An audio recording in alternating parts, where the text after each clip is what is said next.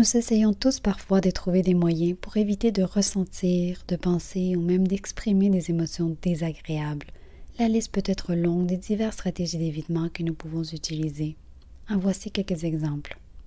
Manger des grandes quantités de nourriture en peu de temps, s'étourdir dans la surestimulation par les achats compulsifs, l'écoute excessive de la télévision, les jeux vidéo, les médias sociaux, se ronger les ongles, dormir plus longtemps, se mettre à faire le ménage complet de la maison, compter mentalement, juger ou mépriser les autres, consommation abusive d'alcool, de caféine, des drogues, de tabac, reporter les tâches importantes, s'isoler.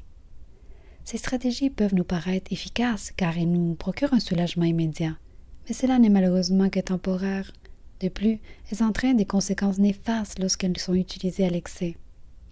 Selon le modèle de persistance de la détresse émotionnelle de Barlow et Allen, accueillir l'émotion décalée plutôt que la rejeter nous permet un rétablissement naturel de l'humeur.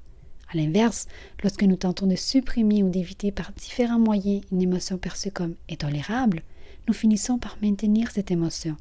En d'autres mots, l'émotion que nous tentons d'éviter de ressentir se maintient et nous rentrons dans le cercle vicieux de la souffrance. Je vous propose un petit exercice de réflexion. Quels sont les moyens que vous utilisez pour éviter de ressentir des émotions désagréables comme, par exemple, la peur, la colère, la tristesse, la honte, l'anxiété, ou lorsque vous ressentez de l'ennui ou de la culpabilité?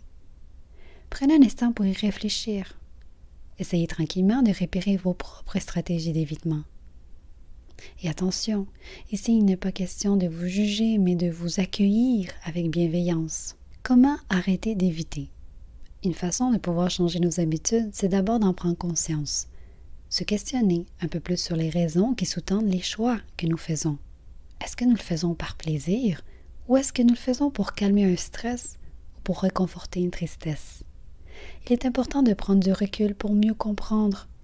La prochaine fois que vous vous apprêtez à utiliser la même stratégie d'évitement, prenez un instant pour accueillir cette émotion désagréable et ne pas succomber à vos vieilles habitudes. Identifiez l'émotion en vous posant la question « Est-ce réellement de la colère que je ressens ou de la peur ou de la tristesse? » Observez vos sensations. Est-ce qu'il y a des serrements, des tensions? Avez-vous chaud, froid? Dans quelle partie de votre corps vous ressentez cette émotion?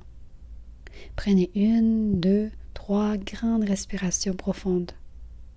Par la suite, identifiez vos pensées automatiques en vous posant la question « À quoi je pensais immédiatement avant l'apparition de cette émotion? » Sachez que les émotions nous donnent de l'information.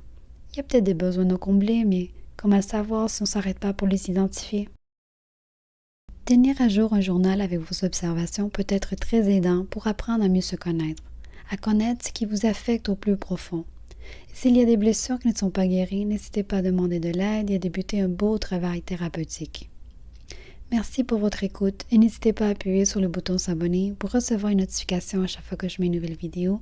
Si vous avez trouvé cette vidéo pertinente, n'hésitez pas à la partager. Je vous remercie d'avance pour vos likes, votre abonnement, vos commentaires, vos partages.